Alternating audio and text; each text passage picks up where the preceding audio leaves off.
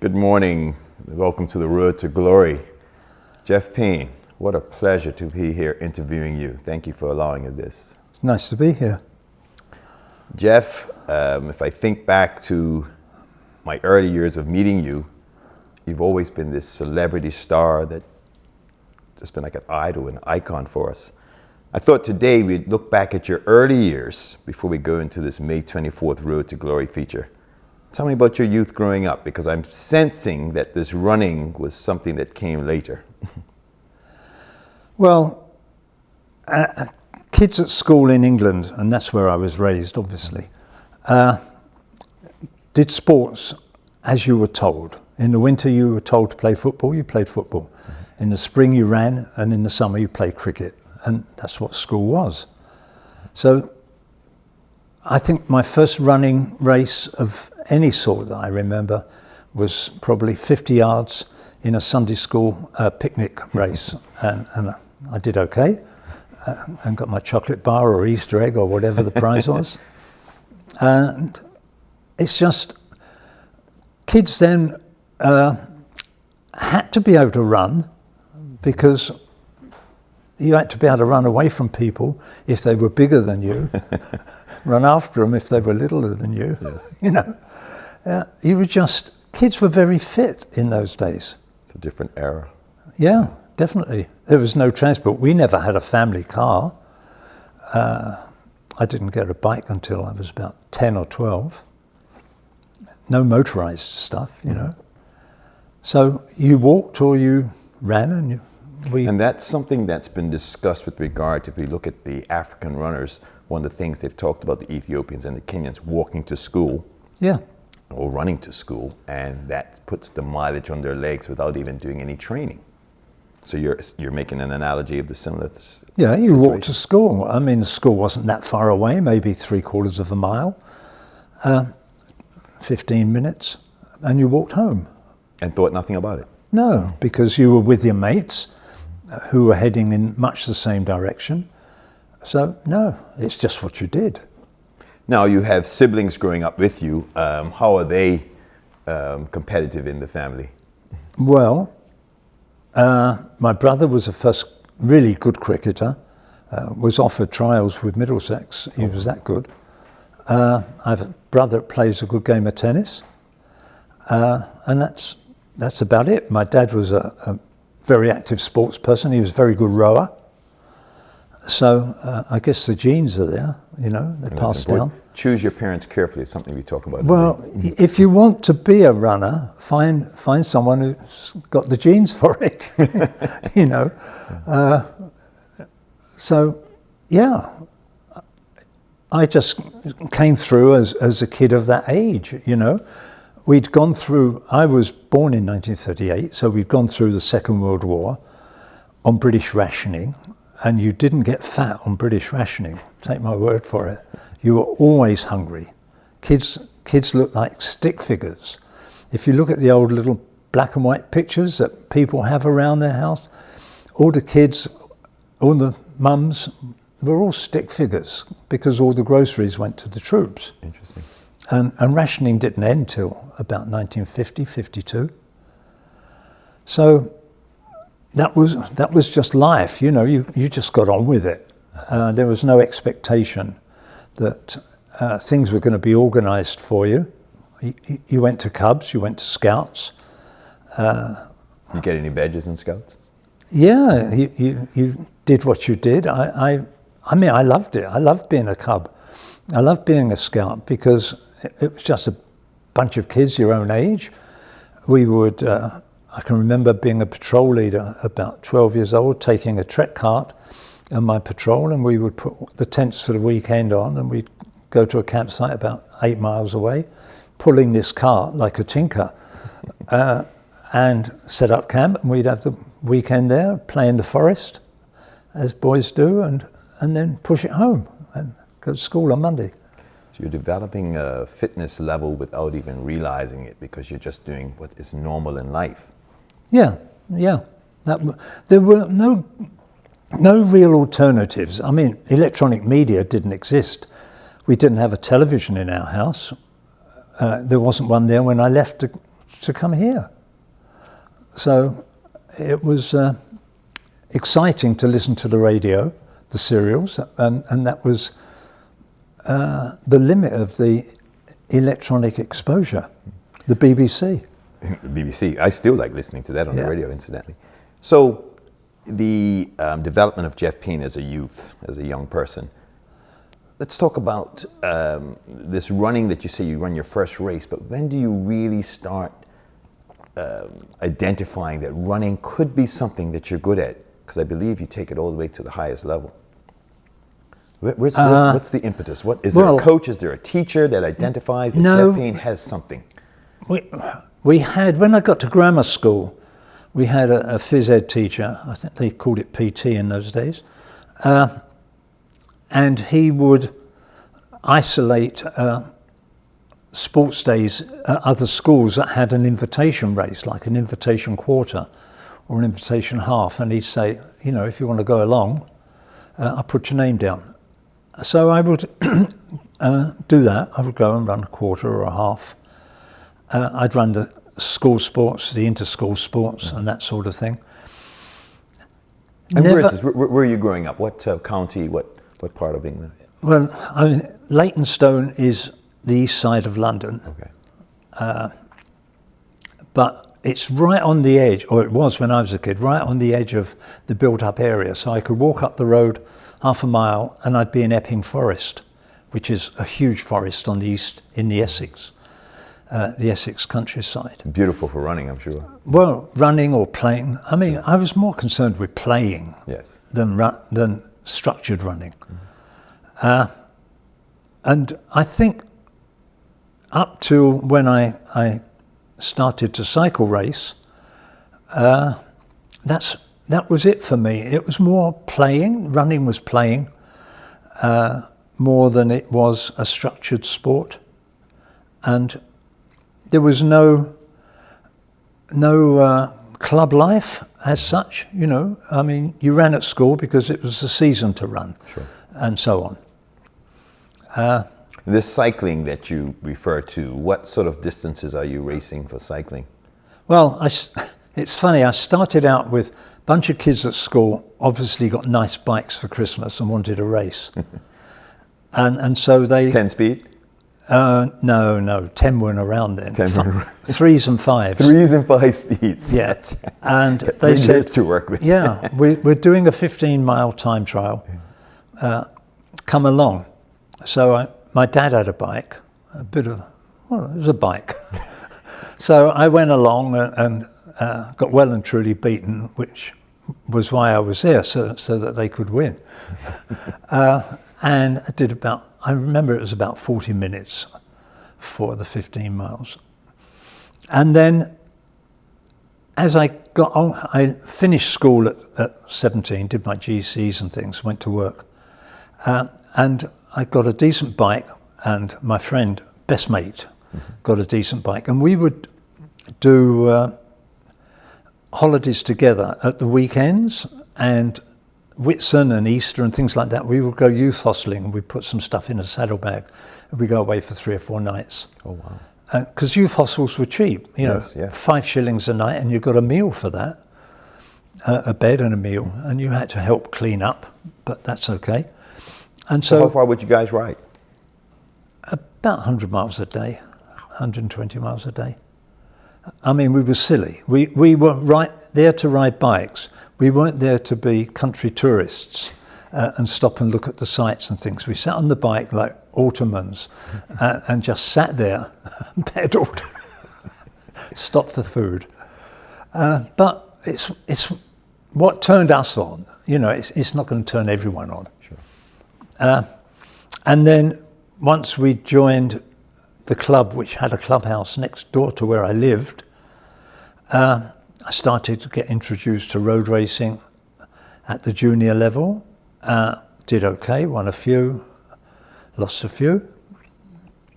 And that really whet my appetite for it. That sort of died on the vine when I had to do national service, which was compulsory 2 years in Britain for 18-year-old boys. you had to go and do military service in one branch or another.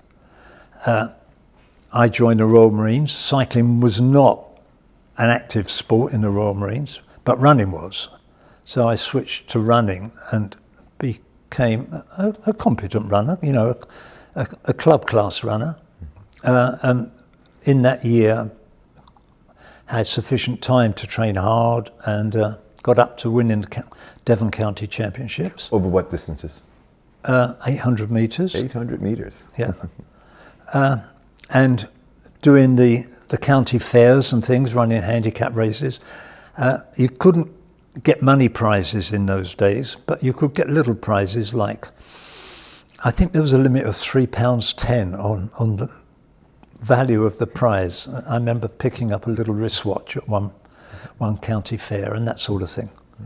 And then when I finished my military service, I went back to cycle racing and started to progress as a first category rider. I moved through the categories fairly quick. Second, third, second, first category. And then that summer of 1960, I thought, oh, I really don't like England very much. I've got to go. There's a big world out there, you know. So I took off to Canada to see what that was like. Yes. And I worked and lived in Western Canada for 2 years. When you say Western Canada, what part? Well, I ended up in a little village or small town in the northwest, up near the Alaska border, a town called Kitimat. It was a smelting town, and I had a job with the municipality. You like cold weather, clearly. Well, I didn't, because when I saw the second winter, I saw the snow in September on the top of the trees starting to come down. I thought, I really don't want to do another winter of this. It doesn't go away till May. Oh, wow.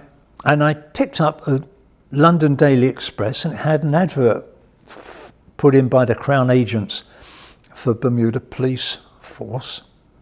And I thought, I remember Bermuda. They had pretty stamps when I was a kid and collected stamps. And it's sunny there, so I applied and I got accepted and joined the first training course in Bermuda. Love it. So that's how I arrived here. Arrive here, come in on the premise of military service or police service.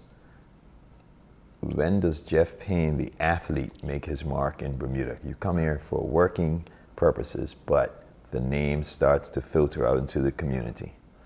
Well, quite quickly, there was a runner here, Tony Harper, in the police. Oh, yes, yes. Tony had got here the year before me, and we started to run together. And then there was a small season in Bermuda organised by Goose Gosling at BAA Field, 220 track, and it would be about an 8 or 10 week season every Friday night. And it's funny because there couldn't have been much to do because you'd have crowds of, all the bleachers would be packed.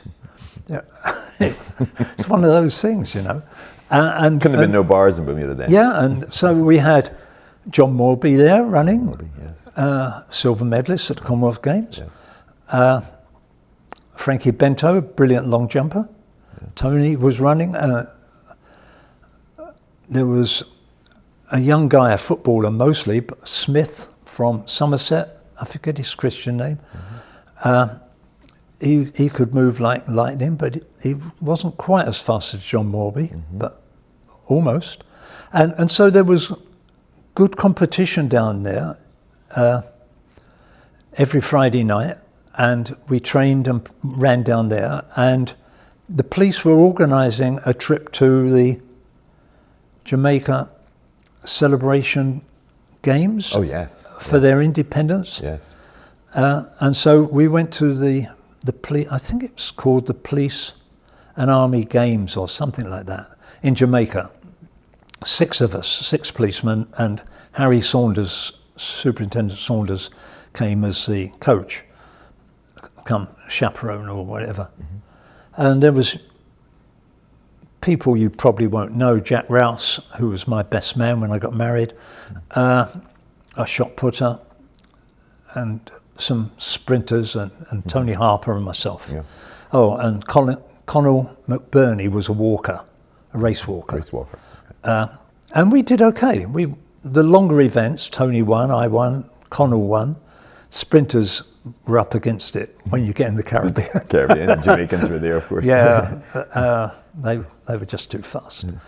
But we had a great time, and so we came back and we ran that spring season for 2 or 3 years at BAA Field until I think Francis Gosling got called to start Young Life, and he moved in that direction.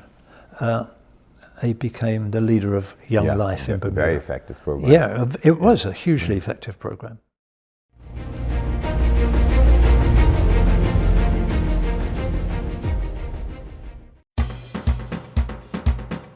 Hey Bermuda, May is Heritage Month, and the Department of Culture has a full slate of events happening to celebrate Bermuda's culture and heritage. And after a 2-year absence, we're excited to see the return of one of the most anticipated events of the year, the Bermuda Day Parade. On May 27th, we can't wait to celebrate with you. So visit communityandculture.bm and download your copy of the full Heritage Month calendar. There's something there for everyone. This is a message from the Government of Bermuda.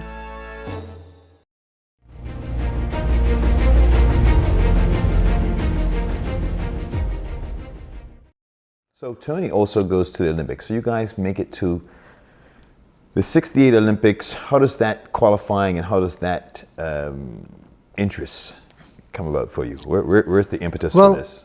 I mean, I guess every runner that's doing a bit of serious running throws that out in their mind. You know, you think, Olympics? Oh, yeah. Mexico City, 6,000 feet. We live at water level. It was hard. I didn't do very well. I was really personally disappointed with my performance. I wasn't anywhere. What was the disadvantage? I mean, in your event, Jim Ryan was expected to dominate. And Kip Keino. Kip Keino dominates, having come from altitude, right? Yeah. So your disappointment, you're saying, but Jim Ryan also felt the same. It was a disadvantage for those coming from sea level. Well, it was. I mean, but I don't like excuses, you know.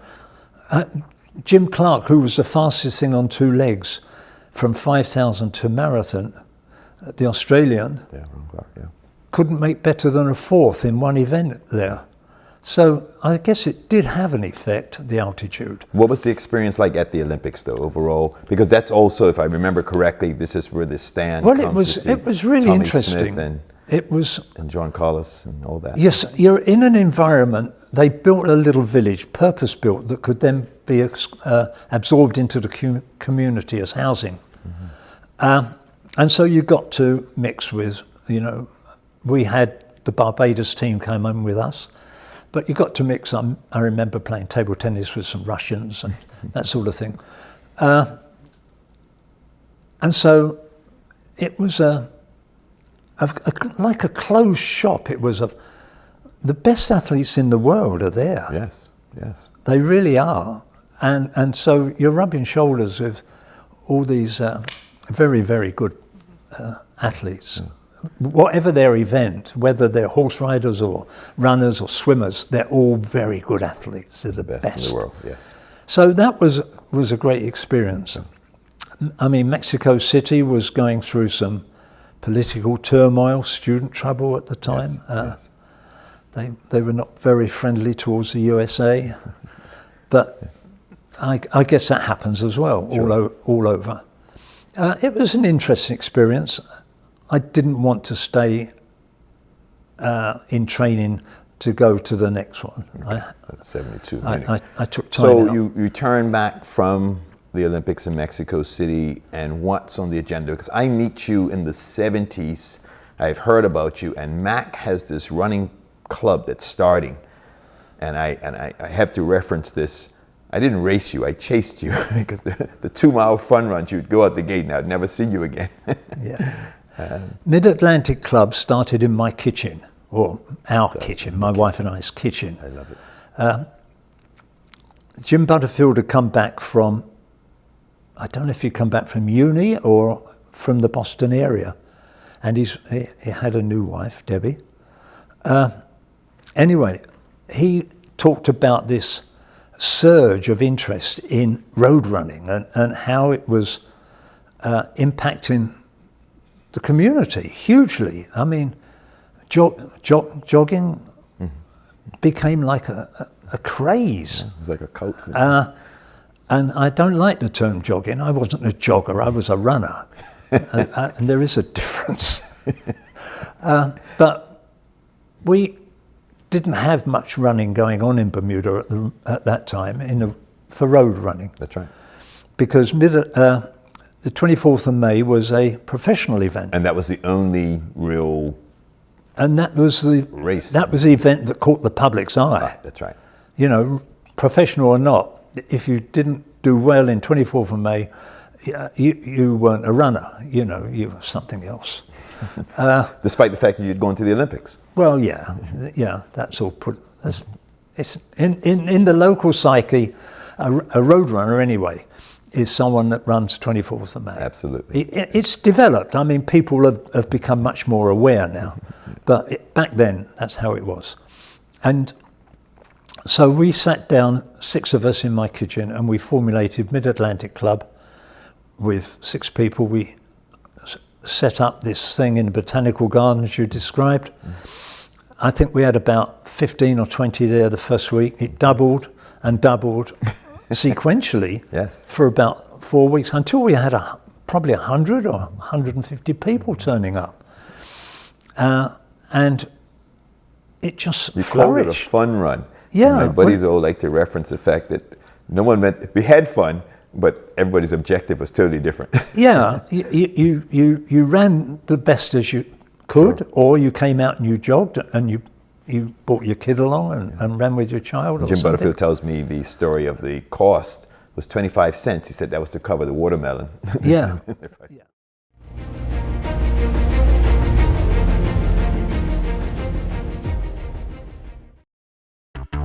Healthy people in healthy communities.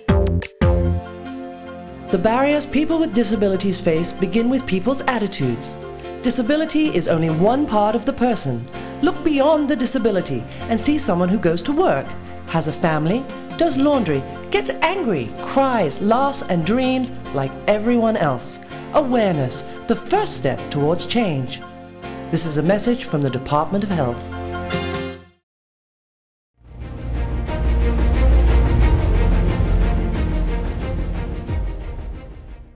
So Jeff, we're talking about those early days at Mac. Now, I remember like I said, the watermelon costing 25 cents for the entry. From that Mac early years that you, Jim, Debbie, come up with this theory, Mac develops runners for, you mentioned something about marathons. The marathon wave is just starting around the world, and you guys are key for it getting off the ground here. Yeah. We got to a point where some were further along. Peter Lever, for example, had already run a marathon and had a very good time, about 2:23, I think, somewhere up north. So he probably had more experience of actual marathons than anyone else. And we could never bring Baldy Hansey into it. He was approached many times and he'd say, yeah, I'll come. But he just didn't want to buy in. And he was a very private man. Yes. So the focus started to come, and I'm not clear on dates here, but the focus started to come to develop runners for the Boston Marathon, New York Marathon. And I think it had got to a stage where you had to qualify for Boston. Sure. With a time sub 3 hours or some such thing. And women's long distance running started to grow. Well, you remember the Olympics, there was felt that women couldn't run more than 800 meters at one time. Yeah. And then they moved out to 3,000 meters. So they're also going through their challenges. They were, yeah. And it was slow, and once they'd gone through to maybe 1980 or 84, when the Americans Catherine had Switzer the and all Olympic them. Games. Yeah, oh yeah. Well, 84 is Joan Benoit winning the Olympics. Yeah, you had Joan Benoit, an incredible athlete. Yes. Bearing in mind, 3 weeks before, she had a cartilage operation. Anyway, been there, done that. For us, it was developing road races, and we adopted one. Peter Lever organised the Princess to Princess. I did the Disco 40 couples race. Couples race, yes. And so you came up with that idea for the couples race, because I always found that interesting, where you were pairing up individuals. No two star individuals could go together. yeah, that was So what was it. your idea behind this couples race? Well, it was, if everyone knows who's going to win before you start, you don't get a broad base of interest. Yes. But if you've got couples that are unknown as a team Sure. to everyone, like I ran with some school child, and Peter Lever ran with some other woman, and so on. You know, Jim couldn't run with Debbie because Debbie was too good, and so on. And the idea was to spread the base of running rather than focusing on the people who Well, Jeff, I was a time boy. were at the top. I was a boy watching, and Jim had invited me to the early, the start of MAC. You guys were laying the foundation. You were creating this energy for running. I talked to you previously about the relay run at Saltus, the 24-hour relay. These things were so new to the island, new to running, period, but new to the island. And you guys were bringing this energy, Princess to Princess, now still going on. So you guys were the catalyst for change. Yeah, I mean, they are now part of the running calendar. You take them for granted. They do. But they weren't there because there was no track and field. In theory, athletics was run by, I forget the body, but it was like the Bermuda 3As or something like that. Sure. And it was a thing in name only, in reality. It didn't have much of a base. And it took the formation of the Bermuda Track and Field Association to get that side of track and field up and running. And from that, you've got people moving into the longer events, the road running. And it's sad, but it's a fact of life. So you have to look at it historically. Track and field and road running developed in different directions. And people who were road runners really didn't have much interest in track and field. I mean, if you're a busy executive, you go out and run 30 minutes in the morning before you go to work, you're not really thinking about running a sub 30 10K on the track. Sure. You don't have the time to train for it. And so road running developed in its own way with MAC, Swans Running Club, and then other groups got together. I think road running was a good thing for the community. It was great. It brought, up to 200-300 people in a race, and that would be good, I think. Well, I want to think back to where there was sort of a cross-pollinating, where we had track and road coming together for the relays, the road relays. And I've actually got a clip that we're going to be able to show within this, where you take the baton from Botanical Gardens to Sonesta Beach, competing against Lehigh University. Do you remember any relay races back then, the road relays? Because I still think relays bring out the best in an athlete as opposed to running individually. Yeah, I do. I remember that. A similar one, I had the first leg from St George's Garrison Field to Kinleyfield Road to hand over to Mike Watson. Again, that was Lehigh and others. There was more than one team in that. The thing at Salters Field, the 24 hours, was not so much a relay in a competitive form. We were doing it for St John's Ambulance as a fundraiser to buy them an ambulance. And I think we raised about $17,000 altogether. This is back, I think I want to say it's I- late 70s. Yeah. Late 70s, early 80s. I'm fascinated by it because I think I was in my nightclub era. I remember going to a nightclub, having a little party and coming back and you guys were still running through the night. Yeah, we had the track marked out with glow sticks. You know, the things you snap Yes, and they chemically react. Now, 10 or 12 of you, 10, 10 runners run a mile each. you run a mile. So every 50 minutes or so, you would be due to run again. How many miles did you run? Somewhere around 20. We lost a runner in the middle of the night. He couldn't go on. So we were down to 9. So it came up a bit I remember more you had little readily. tents and you guys would go in the tents, have coffee or something and then come back out. Yeah. I think you have your split still. What'd you average? About 27 legs. And you're averaging sub 5 minutes a mile. Yeah, you just knock off your sub and you go back and you get something that would digest easily, like brown bread and jam and honey and water. Unbelievable. And there was a very nice young guy, and I forget his name. Well, I say young, he was younger than me, who was a massage therapist, cum chiropractor, and he would give your feet a quick rub and a click and make everything drop back into place. And at the end of it, I remember running round as a group and crying, because it was for some reason or other, it was really an emotive event. We'd made this money, we'd achieved what we set out to do. We did about 240 miles, I think, that night. Who's in there? There's Jim Butterfield, yourself. Ray Swan, Leon Matthews, Peter Lever. The great ones. I don't know if Tony Ryan was on island by then.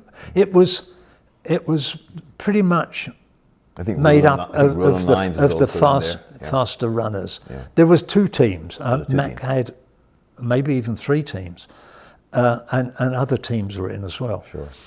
But we put a team in to go as fast and far as we could. And so we drew in from the running community to make the team as strong as possible. I like the relay concept. Let's talk about relays overseas. I think you went to Banff and did some relays with the police. So again, I'm building into this picture of Jeff Payne, the runner that's done so many things. The police had its own little running club, and we decided we would go to this event because within the Jasper Banff relay there was a subdivisions and there was a police division, and we decided we would enter that. And the Jasper Banff is 180 miles, starts at midday, runs through the night, finishes in Banff at whenever you finish. You try. The aim is to get there before the sun comes up. And what time of year is this?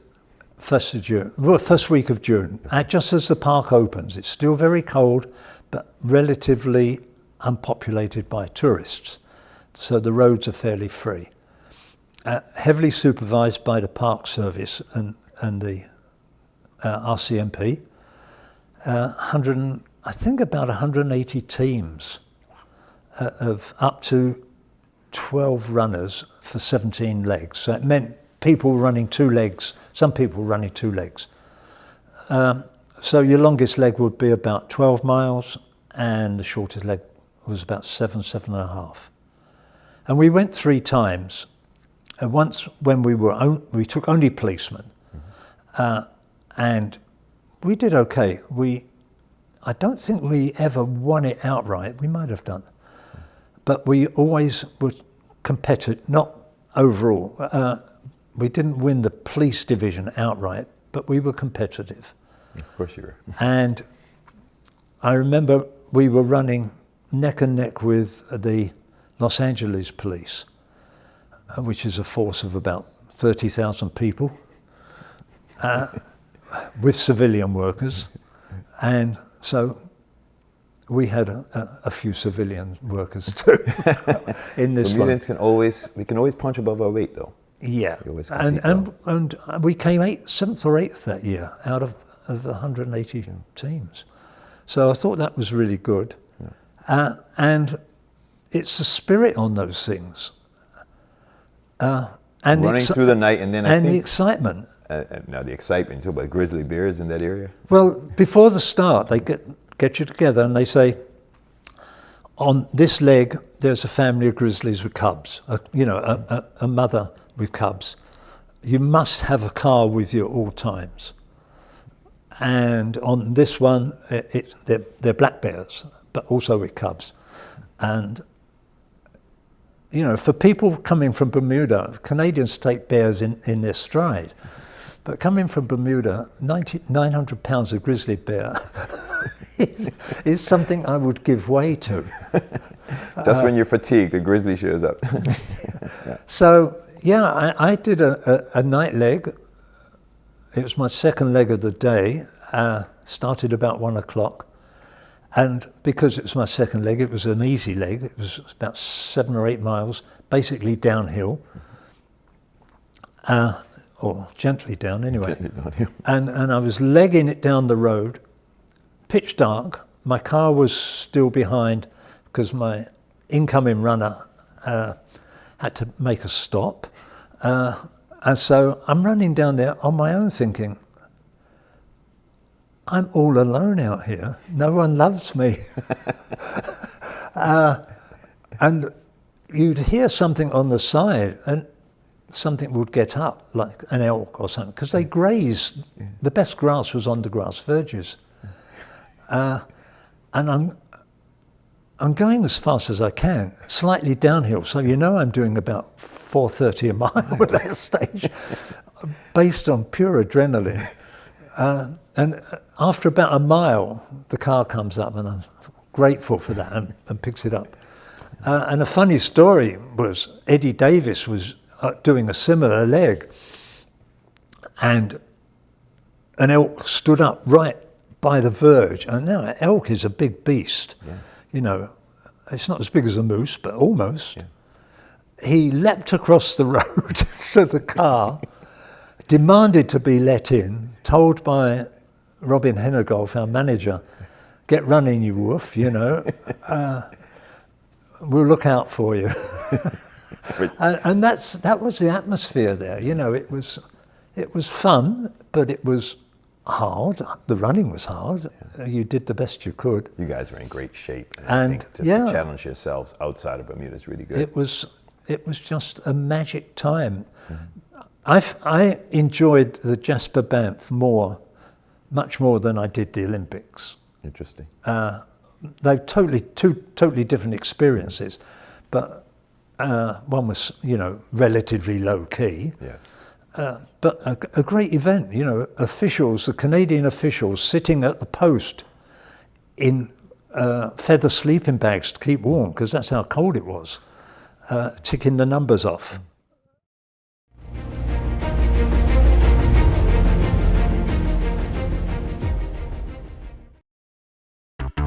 Healthy people in healthy communities.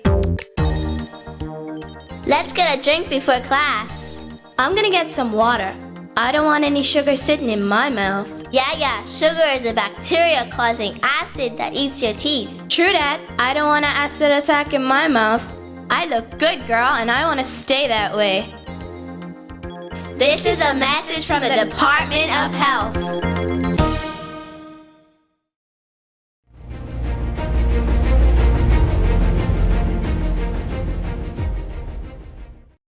Let's go to the half marathon first. May 24th is the topic here, the road to glory, but I think there's a bigger picture with Jeff Payne. May 24th, that's the big race as we've identified. You win it in 1980. What's the strategy? You've run a few before. You come into this race. You feel you're going to win it? Well, the year before, I'd come second to Raymond Swan. He beat me by a couple hundred yards. But I'd learned quite a lot by then, and I managed to go right through that winter and that spring with absolutely no injuries, and I was doing repeat miles down South Shore Road, about 450 a mile, a set of 10. 10 times a mile. Yeah. Must tell my students that one. I remember seeing David Saul about 2 weeks before, and he said, "You're going to have a good race this year." And I said, "Well, thank you, I hope so." Anyway. He was watching you? Well, he lived down Devonshire Bay, Yes, and I used you. that stretch of flat road by the botanical gardens along there. I had a mile marked out in quarters. And he saw your tempo. And yeah. So that year, either 1980 or 81, I can't remember, we went, and it settled down by Burnt House Hill. It was Raymond and I, and we stayed together. No, it wasn't Raymond and I. It was a great race. It was Ray Swan, Mike Watson, Cal Bean, myself, and I'm not sure if Leon was there, but there was 4 or 5. Yeah, Dubois and we went over Burnt House Hill, and we came off the hill, and the pace went up, and I was hanging on. I tell you, my tongue was on my knees, and I thought, I can't let them go. And they were hammering away, boom, boom, boom, boom, boom, flying down the road. And we got down to Red Hole. And I thought, I'm still here. And then I saw Mike Watson weaken, and he slipped back. And around the bend, Cal Bean weakened and slipped back, only a few yards. And we got round I think you were just hanging on at Burnt House. Yeah, yeah, and probably they were too. Yeah. But everyone was trying to reach out and test the other.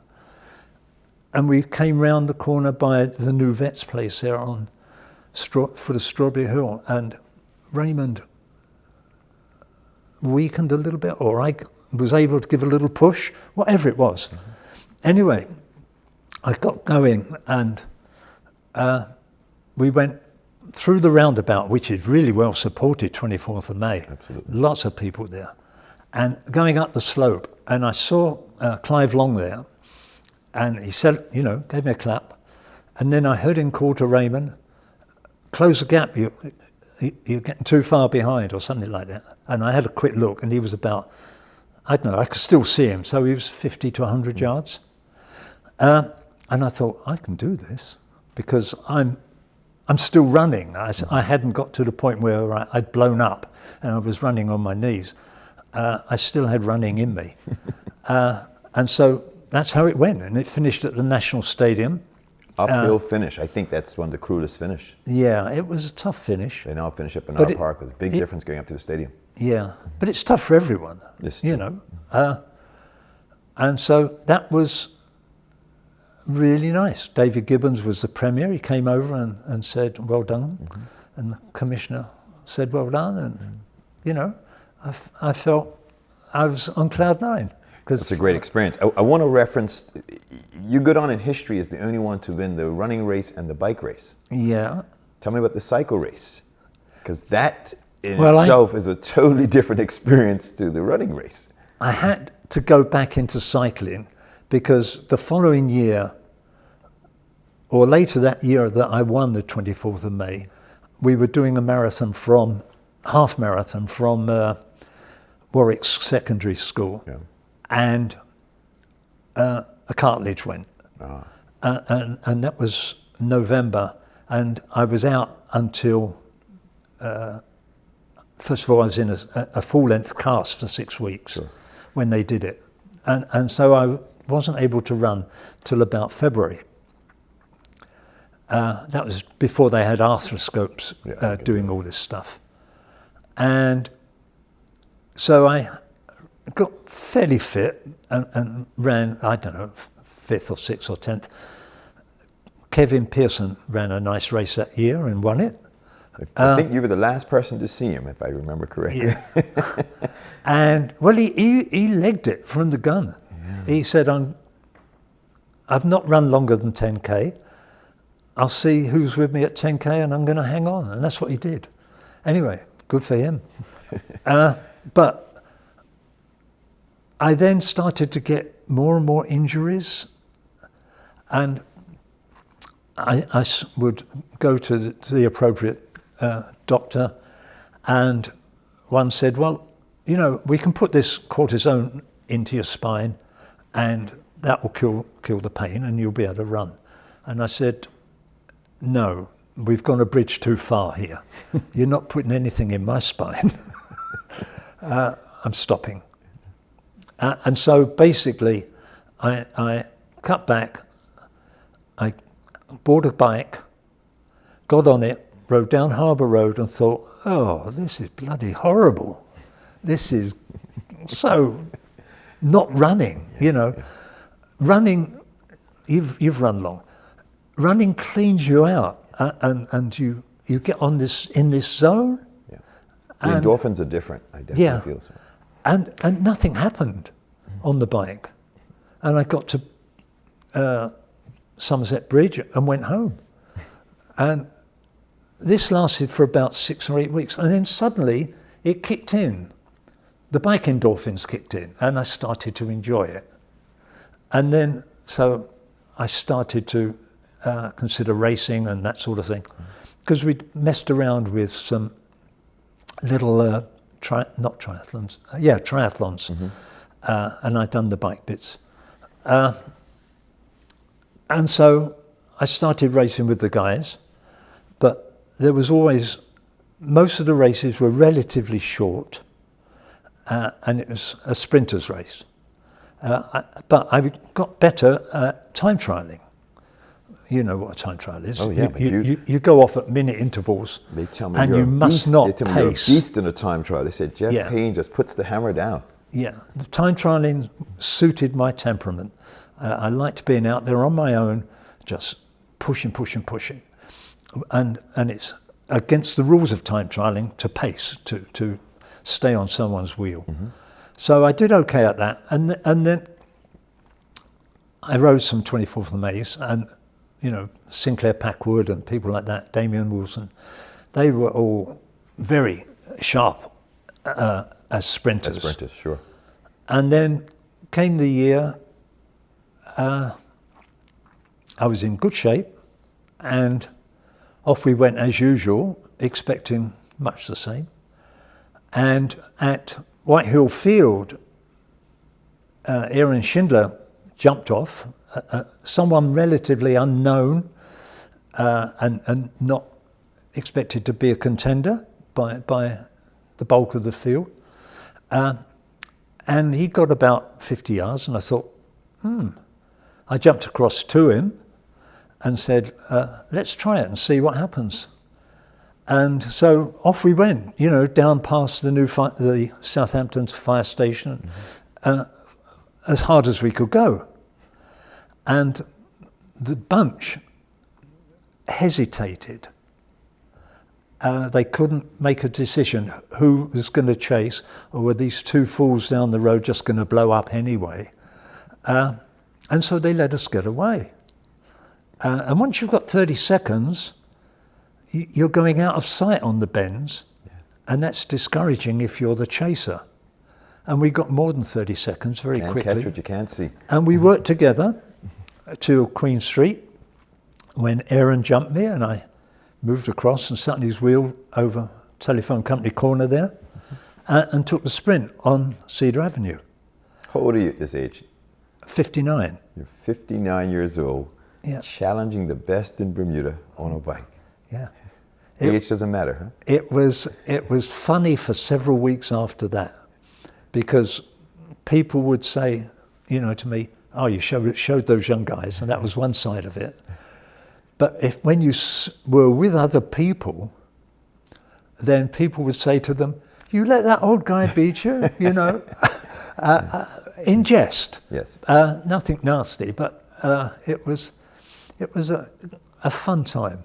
Jeff, there's a lot of respect out there for you because you're the man that could do it all.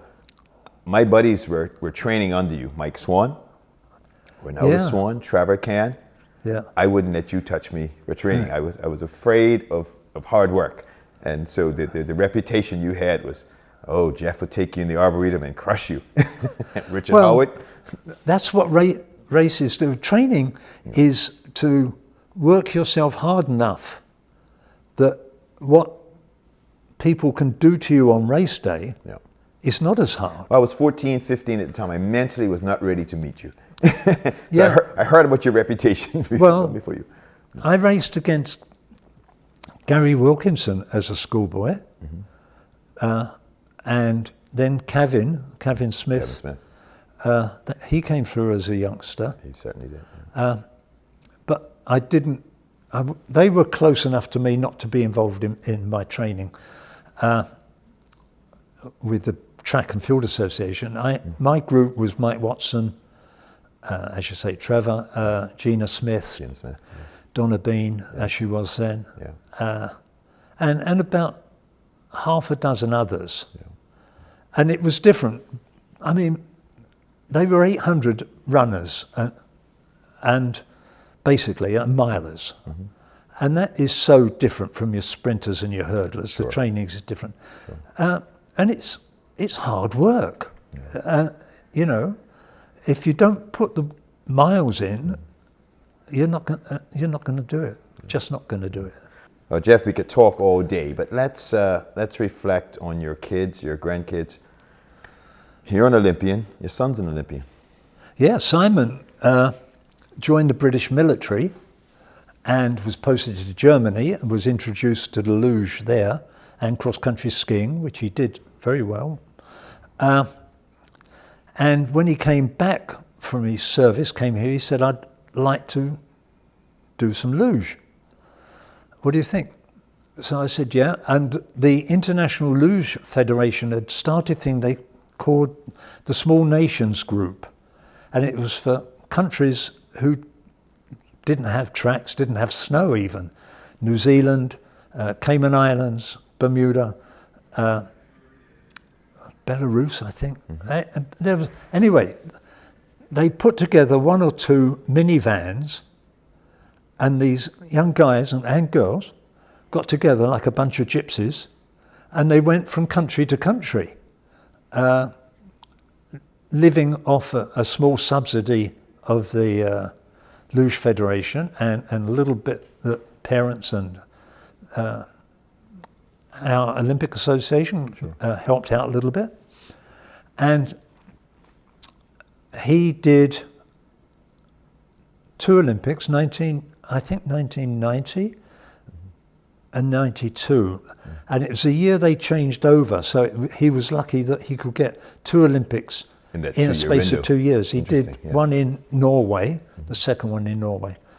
And then said, okay, that's it. He bought his luge home, both luges.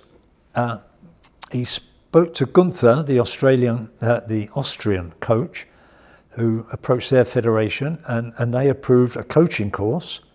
Gunther flew out here. We put wheels on Simon's luge, and we created a track from the top of the hill of the water catch at St David's around down to the junction. And we advertised, and we got 6 kids, one of whom was Singleton. And they did a week, included, I think they actually got out, I know Simon was on the top of a car with the luge, doing 60 miles an hour down Clearwater Road to simulate the speed. How does one prepare for the Winter Olympics in Bermuda? And this is how you do it. And so only, I've forgotten what the boy Singleton's Christian name is. Patrick Singleton. What Patrick did was pick up where Simon left off, and did an incredible job. He did luge. He went to Skeleton, which is suicidal. Suicide, head first. He went to Japan and took a job there and was loved, very respected there as a sports commentator. So out of Simon's efforts, this concept that yes, Bermuda can send someone to the Winter Olympics, and we could, if we wanted to, and you had the keenness, we could put a bobsled team together. Just So like where do your Jamaica grandkids did. go from here? As we wrap this up, your grandkids have you as a reference point, their dad, your uncles, everybody is super, super talented. But What's they have good what's genes. the inspiration for that? They have good genes. I would say a major hindrance has been not social media, but the electronic world. Yes. They'd sooner play games than come for a run. And I'm disappointed a bit, but that's the way of the world. Different but- childhood from you growing up. Yeah, and I did some work with them, and one or two of them have stayed in shape, play some football. Simon's eldest plays some football, and his daughter was playing football. And one of his sons has joined the British Army again in the Scottish Regiment. So they're all sort of following one track or another. Both my boys served with the British military, and now his son's serving with the military. So, but there's no immediate athlete who is rising, has a desire. I'd like to see it. I've got one little one who's thrown out, I want to do triathlon, and he's only 7. He's 7. Okay. But maybe, you never know. Okay. Well, there we go. Jeff Payne, I'm listening to that future prospect. I think that the legacy that you've set is a great one. Thank you. Thank you for allowing us to come and interview you. Yeah, it's been an interesting reminisce. Long road. Yes. Yeah. Thanks again. Okay.